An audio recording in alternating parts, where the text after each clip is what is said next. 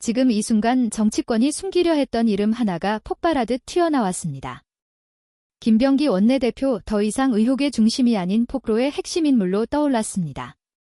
쿠팡 대표와의 70만 원 호텔 오찬 대한항공 고가 숙박권 논란만으로도 충분했습니다. 그러나 차남을 둘러싼 아빠 찬스 의혹까지 더해지며 파장은 걷잡을 수 없이 커졌습니다. 이 모든 논란이 채 가라앉기도 전에 정치권 내부에서 더 치명적인 폭로가 터졌습니다.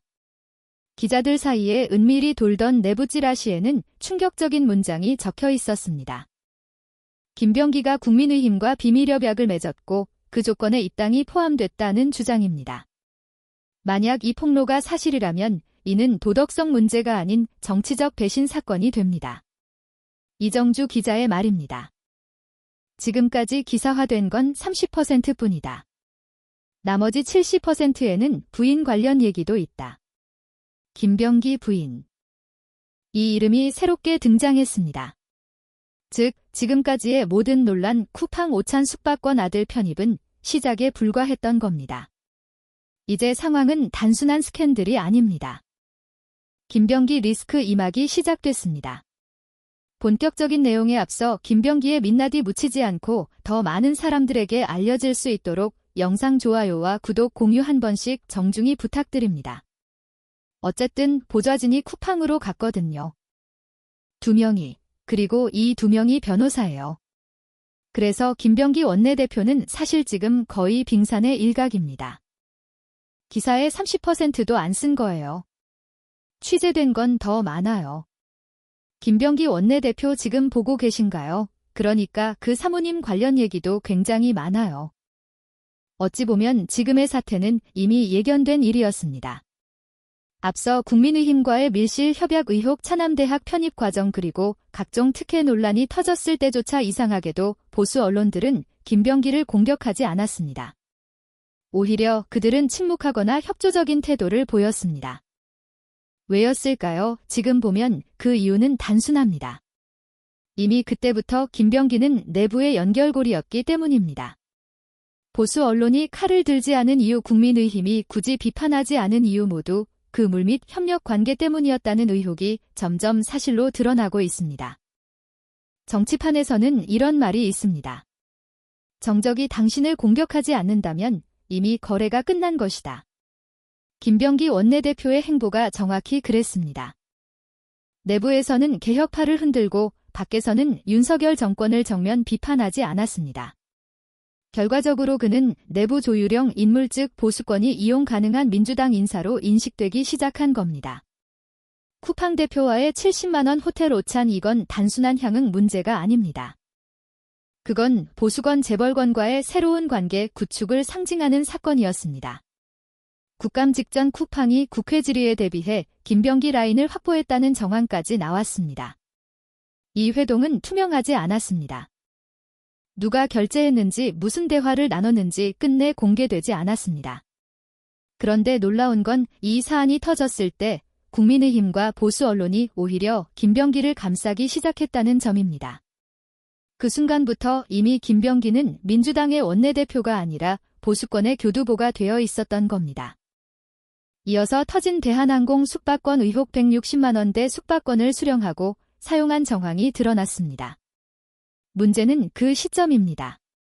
그때 김병기는 국회 상임위에서 항공 관련 질의에 직접 참여하던 중이었습니다.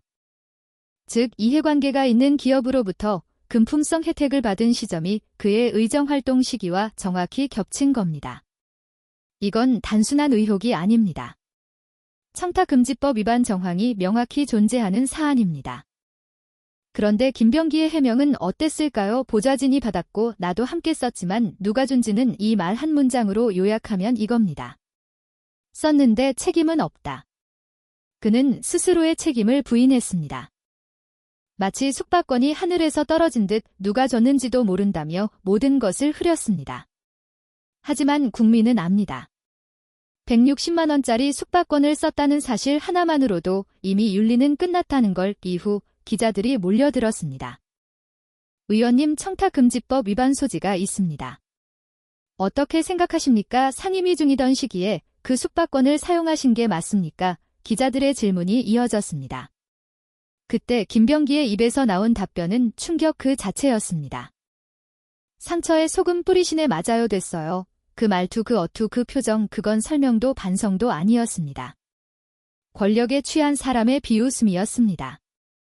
그가 말한 상처는 누구의 상처입니까? 자신의 상처 아니면 이 부패한 정치 구조에 상처받은 국민의 상처입니까? 그리고 됐어요. 이 한마디는 사실상 국민을 향한 조롱이었습니다. 그는 기자의 질문을 공격으로 인식했고 국민의 알 권리를 귀찮은 방해로 여겼습니다. 그 순간 기자회견장은 싸늘해졌습니다. 기자들은 서로를 바라봤고 카메라 셔터 소리만 공기를 갈랐습니다. 그 한 장면으로 모든 게 끝났습니다.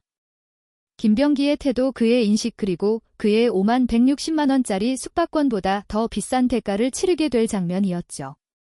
그리고 이번 사태의 핵심 국민의힘과의 비밀 협약 의혹입니다. 기자단 내부에서는 이미 김병기가 국민의힘과 비공식 접촉을 가졌고 그 조건 중에 입당까지 포함됐다는 말이 돌고 있습니다.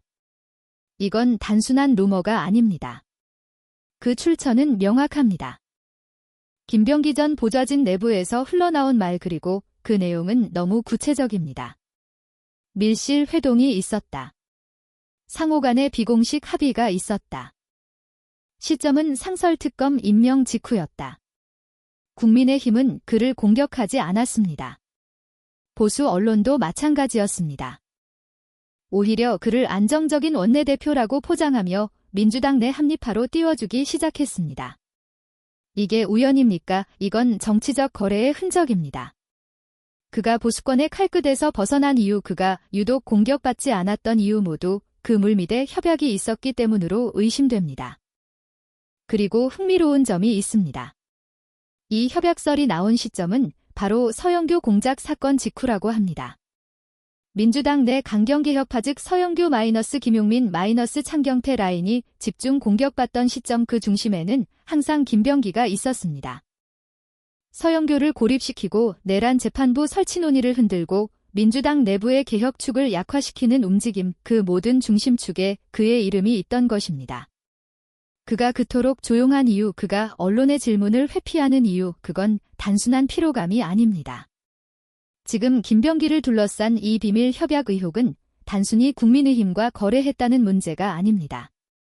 그건 곧 민주당 내부의 개혁 노선을 배신하고 권력 유지와 사적 이해를 위해 보수권에 무릎 꿇었다는 의미입니다. 이건 도덕의 붕괴 정치의 타락 그리고 무엇보다 민주진영의 내부 붕괴를 상징하는 사건입니다. 김병기 사태는 더 이상 의혹이 아닙니다. 이제는 징후입니다. 그리고 그 징후는 곧 폭로의 파도로 바뀔 것입니다. 이정주 기자의 말 한마디가 모든 걸 요약합니다. 지금까지 기사화된 건 30% 뿐입니다. 김병기 부인 관련 얘기도 많아요. 그 말은 곧 지금 우리가 알고 있는 김병기 사태는 빙산의 일각이라는 뜻입니다. 즉 수면 위에 30%만 보였을 뿐 그 아래엔 훨씬 더 거대한 70%의 어둠이 도사리고 있다는 겁니다. 그 70%에는 부인 연루 정황이 포함되어 있다고 했습니다. 부인이 누구인지 어떤 일에 관여했는지 아직은 구체적 제보 형태로만 돌고 있지만 기자단 내부에서는 이미 가족 단위 비리 구조라는 말까지 나올 정도입니다. 쿠팡 오찬 대한항공 숙박권 압박 찬스 이 세 사건만으로도 이미 도덕적 파산이었지만 이건 서막에 불과하다는 것이죠. 그 아래엔 가족을 통한 이해관계 보좌진과 사적인 맥이 얽힌 영향력 거래 심지어 정치적 입지 강화를 위한 권력 커플 구조까지 있다는 의심이 제기되고 있습니다. 결국 이번 사태는 민주당의 불행 속 행운이었습니다. 김병기의 정체가 이제야 드러난 건 불행한 일일 수 있지만 그가 더 커지기 전에 드러난 건 다행 중의 다행입니다. 그의 실체가 가려진 채로 민주당 내에서 조용히 체급을 키우고 권력의 중심부로까지 올라갔다면 그 결과는 상상하기조차 끔찍했을 겁니다. 인항연급의 영향력을 가진 채로 개혁 세력을 짓누르고 내부에서 민주당을 잠식했을지도 모릅니다. 결과적으로 지금 드러난 건 민주당과 대한민국의 미래에 있어 매우 좋은 일입니다. 암세포는 조기에 발견될수록 치료가 빠르니까요. 지금 민주당 안에는 여전히 똥파리 수박 밀정들이 바짝 엎드려 있습니다. 겉으로는 조용하지만 속으로는 언제든 칼을 빼들 준비를 하고 있는 자들입니다. 그런 자들은 반드시 드러나야 합니다. 지금처럼 김병기 사태를 계기로 하나씩 빛 아래로 끌려 나와야 합니다. 이 반응은 정치학 교수가 바라본 권력과 배신의 구조를 해부하는 지적 독백이다.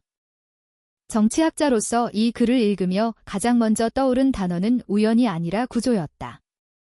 개별 스캔들의 나열처럼 보이지만 실은 오래 축적된 권력 행태의 결과로 보인다. 정치에서 반복되는 위기는 언제나 개인의 일탈보다 제도의 허점을 비춘다. 김병기 사태 역시 한 정치인의 도덕성 문제를 넘어 시스템의 균열을 드러낸다. 권력은 고립될수록 거래를 찾고 거래는 침묵과 보호라는 보상을 낳는다. 보수 언론의 침묵은 우연이 아니라 상호이익의 언어로 읽혀야 한다. 정적이 공격하지 않을 때 이미 합의가 끝났다는 정치 격언이 떠오른다. 정치적 비난의 부재는 무능이 아니라 계산의 산물일 가능성이 높다. 쿠팡 오찬과 숙박권은 접대의 문제가 아니라 신호의 문제로 해석된다. 신호는 관계의 시작을 알리고 관계는 향후 선택을 제약한다. 국감 직전의 회동은 우발이 아니라 일정과 이해가 맞물린 장면이다. 정치에서 일정은 우연이 아니며 시점은 언제나 메시지를 품는다. 이해관계 기업과의 접촉은 공개될수록 관리되고 비공개일수록 위험해진다. 누가 결제했는지 밝히지 않는 순간 책임은 이미 흐려지기 시작한다. 책임의 회피는 개인의 말버릇이 아니라 권력의 학습 결과다. 상처에 소금을 뿌린다는 발언은 방어가 아니라 지배의 언어다. 질문을 공격으로 규정하는 순간 민주주의의 기본은 무너진다. 알 권리를 귀찮음으로 치부하는 태도는 대표성의 포기와 같다. 정치인의 오만은 종종 작은 말투에서 가장 선명히 드러난다. 그 장면은 윤리보다 비용이 큰 대가를 예고하는 신호였다. 청탁금지법의 핵심은 액수보다 맥락이며 맥락은 이미 충족되었다. 모른다는 해명은 무지의 고백이 아니라 책임 회피의 관용구다. 정치에서 모른다는 말은 가장 오래된 방패이자 가장 약한 방어다. 비밀 협약 의혹은 확인 이전에도 정치적 의미를 가진다. 의혹의 구체성은 출처의 신뢰와 내부의 균열을 암시한다. 보좌진 발의 제보는 개인 감정이 아니라 구조적 좌절에서 나온다. 내부 고발은 언제나 조직의 도덕 온도를 측정하는 지표다. 보수권의 포장 담론은 합리파라는 이름으로 중립을 위장한다. 중립의 언어는 종종 특정 이해를 숨기는 가장 효율적 도구다. 개혁을 흔들고 외부 비판을 자제하는 이중행보는 조율의 기술이다. 조율은 협치와 다르며 때로는 침투의 다른 이름이다. 정치판에서 이용 가능성은 신뢰보다 먼저 평가된다. 이용 가능한 인물은 갈등을 피하고 질문을 줄이며 거래를 늘린다. 서영교 공작 이후의 침묵은 우연이 아니라 국면 관리로 보인다. 강경개혁파가 흔들릴 때 중간관리자는 가치보다 안정에 기댄다. 안정은 명분이 되지만 방향을 잃으면 정체가 된다. 민주당 내부의 개혁충 약화는 외부 압력과 내부 조율의 합작품이다. 그 중심에 특정 인물이 반복 등장한다면 분석은 개인을 넘는다. 정치학은 패턴을 읽는 학문이며 반복은 설명을 요구한다. 가족 연루 의혹은 정치의 사적화가 어디까지 갔는지 묻는다. 가족 단위의 이해 얽힘은 공적 권한의 사유화를 가속한다. 정치가 사적 네트워크로 수렴될수록 공공성은 후퇴한다. 부인 관련 의혹은 선정이 아니라 권력 배분의 문제다. 보좌진 이동과 법률과의 연결은 영향력 거래의 전형적 장면이다. 법과 권력의 접점은 언제나 투명해야 하지만 현실은 다르다. 빙산의 비유는 과장이 아니라 정보 비대칭의 정확한 묘사다. 수면 위의 사실보다 아래의 구조가 더 많은 결정을 좌우한다. 언론에 보도된 비율이 낮을수록 권력의 긴장은 높아진다. 긴장은 종종 통제와 회유라는 두 전략으로 분화된다. 회유는 침묵을 사고 통제는 비판의 비용을 높인다. 보수 언론의 협조적 태도는 비용과 편익의 계산 결과다. 정치적 보호막은 비판의 강도를 조절하며 시간을 번다. 시간을 벌면 국면은 바뀌고 기억은 희미해진다. 그러나 디지털 기록은 과거를 지운 적이 없다. 정치의 기억은 파편처럼 남아 특정 순간에 재결합한다. 이번 사태는 그 파편들이 한 번에 맞물린 장면이다. 도덕성의 붕괴는 단발 사건이 아니라 누적의 결과다. 누적은 제도 개선 없이는 언제든 재현된다. 암세포 비유는 과격해 보이지만 정치적 예방의 중요성을 말한다. 조기 발견은 개인의 몰락이 아니라 시스템의 회복을 뜻한다. 정당의 불행 속 행운이라는 평가는 냉정하지만 설득력이 있다. 더 커지기 전에 드러난 위기는 민주주의의 자가 면역이다. 만약 드러나지 않았다면 내부 잠식은 훨씬 깊어졌을 것이다.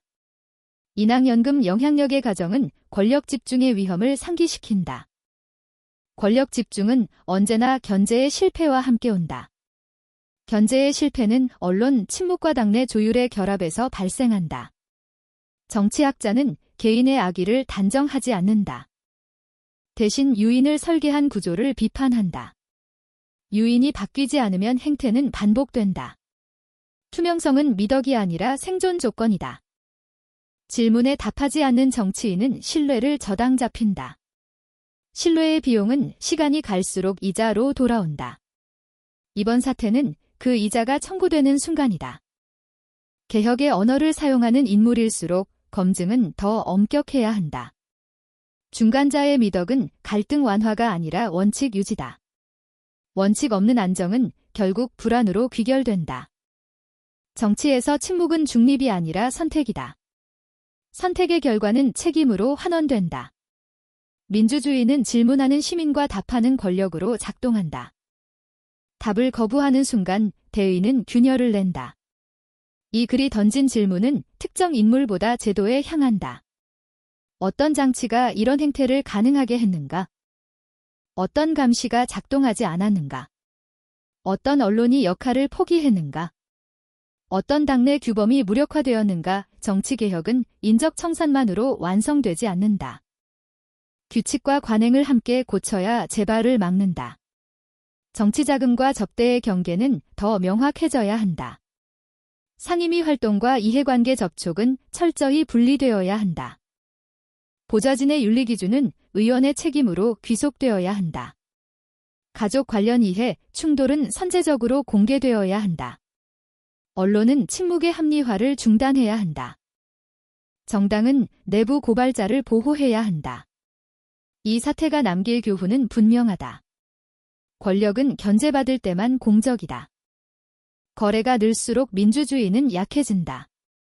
질문이 사라질 때 진실은 멀어진다. 지금 필요한 것은 분노가 아니라 제도적 응답이다. 응답은 투명한 조사와 책임 있는 설명에서 시작한다. 설명 없는 권력은 오래가지 못한다. 정치는 결국 신뢰의 기술이며 신뢰는 말과 행동의 합이다. 이번 위기는 그 합이 깨졌음을 보여준다. 회복은 가능하지만 조건은 엄격하다. 모든 사실의 공개와 명확한 책임 귀속이 필요하다. 그 과정에서 언론과 시민의 역할은 결정적이다. 침묵이 아니라 질문을 선택할 때 정치는 나아간다. 이 반응은 한 사건을 넘어 민주주의의 작동 방식을 묻는다. 답은 개인의 사과가 아니라 구조의 개편에 있다. 오늘 이야기를 끝까지 들어주셔서 감사합니다. 이 영상이 의미 있었다면 좋아요, 구독 그리고 공유로 더 많은 사람들에게 진실이 전해지길 바랍니다. 저는 다음 시간에 또 다른 진실로 돌아오겠습니다. 감사합니다.